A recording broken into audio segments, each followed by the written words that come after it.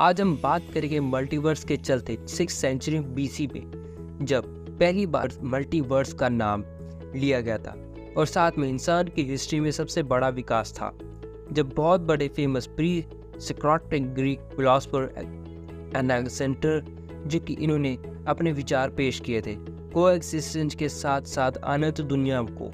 अगर हम इस बारे गूगल पे भी सर्च करेंगे तो बहुत सारी डिटेल्स रिकॉर्ड्स आपको देखने को मिल जाएंगे। अगर हम बात करें भारत की संस्कृति की लगभग 194 साल पहले की दिखाई हुई वो सारी कथाएं जिसमें आपको रामायण के ऐसे ग्रंथ में देखने को मिल जाएगा।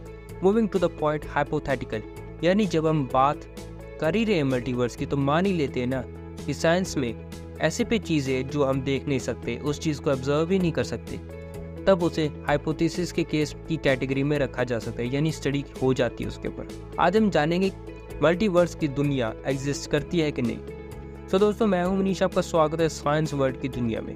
तो चलिए शुरू करते हैं न्यू एपिसोड को। सबसे पहले एक पुराण के बारे में जिसमें ब्रह्मा वलात्रा पुराण में एक श्लोक लिखा हुआ है जो ब्रह्मांड की अलग अलग गिनती करने के लिए अंतरिक्ष की विशिष्ट आनंद की खोज करेगा। जिस प्रकार में ब्रह्मा, उसका विष्णु, उसका शिव शामिल होगा।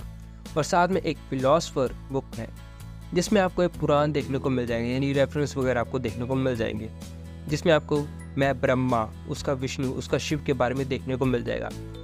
आप फिलॉसफी के जरिए ही आपको मल्टीवर्स में ज़्यादा चिन्ह किया गया है। अगर हम देखिए सबसे पहले मैं 1895 में शुरू हुआ था जो कि लुडविग एडवर्ड बोल्ट्जमैन और ईस्टमैन फ्रेडरिच प्रेनलाइन-ज़मीलो के बीच में ही डिबेट शुरू हो गई थी जो कि मल्टीवर्स के बारे में ही थी।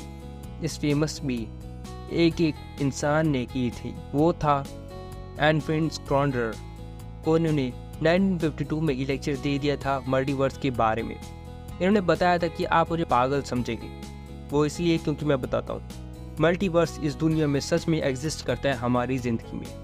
उनके आइडियाज़ उनके क्वांटम मैकेनिक्स के साथ मल्टीवर्स को जोड़ता है और साथ में एक ट्रस्ट वर्ल्ड इंटरप्शन के लिए। लेकिन जब हमारी चॉइसेस होती हैं तब मल्टीवर्स एक ब्रांच बन जाता है जिसमें टाइमलाइन के साथ एक ब्रांच में एक चॉइस होती है रियल लाइफ में। सबसे बड़ा सवाल, अगर हम टाइमलाइन क्रिएट कर जाते हैं तो क्या होगा?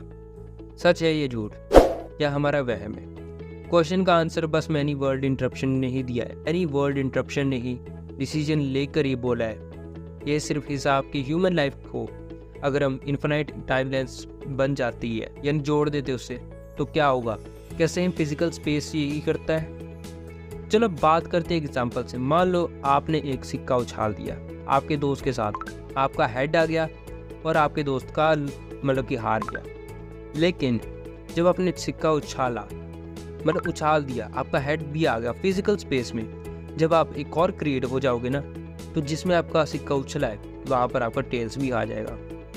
अब बारी है दो प्रिंसिपल की जो क्वांटम मैकेनिक्स को फॉलो करते हैं। प्रिंसिपल ड्यूरेबिलिटी, इसका काम ही है जितने भी वेव फंक्शंस हैं उन सभी को कोलैप्स करता है। और साथ में जो सेकंड वाली उसके अंदर आपको थ्योरी ऑफ क्वांटम एंटांगलमेंट की थ्योरी के अंदर आपको पार्टिकल्स के साथ बहुत सारे स्टार्स, शीट्स और साथ में आपको बहुत सारी चीज़ें मौजूद देखने को मिल सकती है, साथ में स्टिमुलेट भी। एक और एग्जांपल से जिसके अंदर आपको अच्छे से शायद समझ में आ जाए।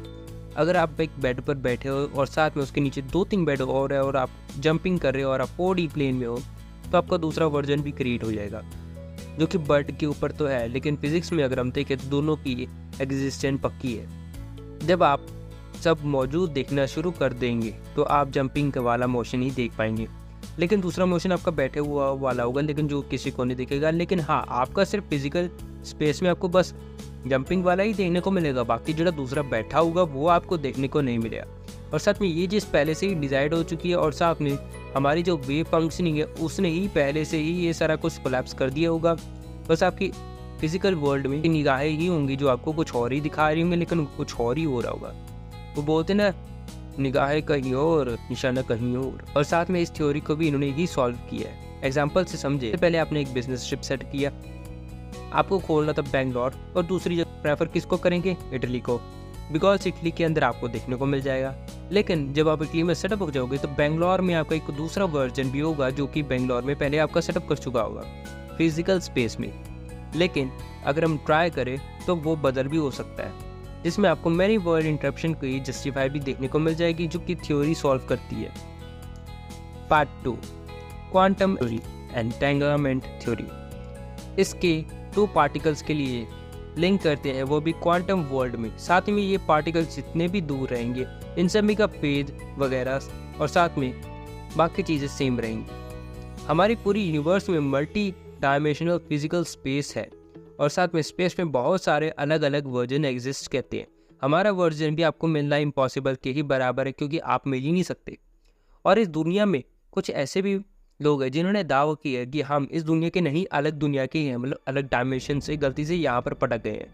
मैनी वर्ल्ड इंटरप्शन, जो कि इन सभी केसेस को स्पेशल केसेस मानते हैं, क्योंकि ये अलग अलग भी करते हुए ये सब क्वांटम फ्लक्चुएशन के बारे में ही हो रहा है, मतलब उसी की वजह से ही हो रहा है। हमारे वर्जन्स भी उनके वर्जन के साथ एक्सचेंज हो रहे हैं, के साथ एक्सचेंज होने पर एक दूसरे की जगह पर आ जाते हैं। ये सब यूनिवर्स में क्वांटम एंटेंगलमेंट की वजह से ही हो रहा है। शायद अगर किसी की किस्मत अच्छी है, वो दूसरे एक्सचेंज हो गए तो दूसरे वर्जन में जाकर मजे मार सकता है। वर्जन चेंज हो जाते हैं तो आप बहुत ज़्यादा दूर हो जाते हो, डिफरेंट हो जाते हो, और लेकिन आपस में दूर से ही कनेक्टेड रहोगे, ये पक्का है। अब बारी आती है इन्फिनाइट स्पेस थ्योरी की।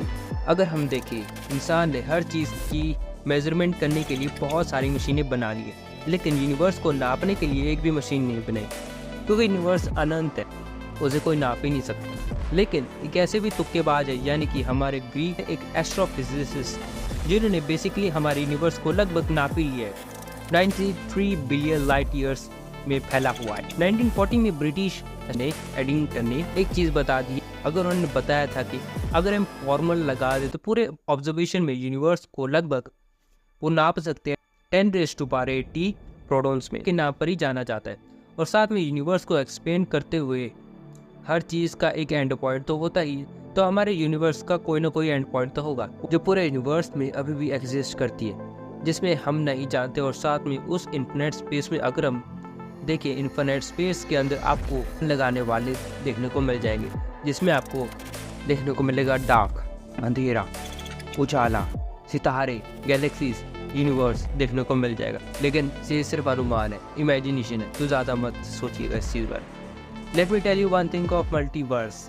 एक थ्योरी है जिसके अंदर आपको बाउंड्री सेट करने को मिल जाएगी, यानी बाउंड्री का एंड देखने को मिल जाएगा। वैसे ही इन्फिनिट स्पेस में भी आपको दूसरे स्पेस की सूरत भी देखने को मिल जाएगी। जैसे हमारे स्पेस में हमारी लाइट है, वहाँ पर लाइट ईयर्स की हो रही है, जो कि लाइट की स्पीड से एक्सपेंड हो रही है और बाकी यूनिवर्स की तरह ग्रो हो रही है, मैथमेटिकली और लॉजिकल तरीके से।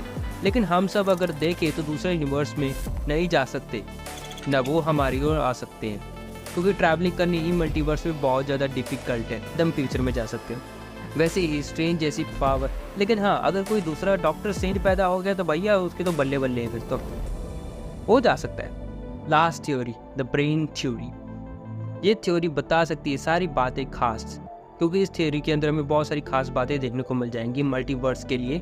जो न्यू थ्योरी है, इसके अंदर में तो एक फ्लोर पर खड़े हो और साथ में नीचे 2 फ्लोर हैं, और लास्ट वाले में सभी का प्रेशर संभाल रहे। आप ओपन फ्लोर वाले में हो, इनका इंडिविजुअल लेवल बहुत अलग है, दोनों में समान अंतर भी नहीं है। इसको हम ब्रेन थ्योरी का भी कहना मानते हैं, जिसके जितने भी यूनिवर्स है वो पर ही खड़े हैं, यानी इन्फिनिट स्पेस थ्योरी मतलब आप कह सकते हैं। हमारी थ्योरी फंडामेंटल लॉज और ग्रेविटी और इस चीज़ को देखते हुए ये बोलती है कि हमारी ग्रेविटी में जितना भी फोर्स अलग अलग तरीके से लग रहा है वो काम कर रहा है, और साथ में फिजिक्स कॉन्स्टेंट्स पर ही होता है। और हमारी थ्योरी वीक है, इसमें किसी को कोई गलती नहीं है। तो यही कारण है कि ज़्यादा फोर्स के कारण बाकी फोर्सेस वीक हो जाते हैं, और साइंटिस्ट का मानना है कि जितने भी कंप्लीट और ज़्यादा हमारी यूनिवर्स की स्ट्रेंथ है वो भी कमज़ोर हो सकती है। हमारी ग्रेविटी वीक है, तो उसे देखते हुए हमारी मल्टीवर्स के टॉपिक को आपको टॉपिक पसंद आया हमारी वीडियो में, हमें कमेंट करके ज़रूर बताइएगा। कमेंट सेक्शन में बताइए कि आपको अगला टॉपिक किस टॉपिक पे चाहिए। दोस्तों, अब हम फिर मिलेंगे एक नए एपिसोड में, तब तक के लिए नमस्कार।